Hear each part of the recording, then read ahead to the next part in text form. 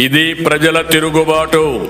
ప్రజలు గాని కండెర్ర చేస్తే మీ ఊర్లోనే మీకు పుట్టుగతులుండవు. ఈ విషయం మీరు గుర్తుపెట్టుకోండి. తెలుగుదేశం పార్టీ లేకుండా చేస్తాడంట. నిన్ను పుట్టించిన దేవుడు వల్ల కూడా కాదు. కబద్దార్, జాగ్రత్తగా ఉండమని హెచ్చరిస్తున్నాను.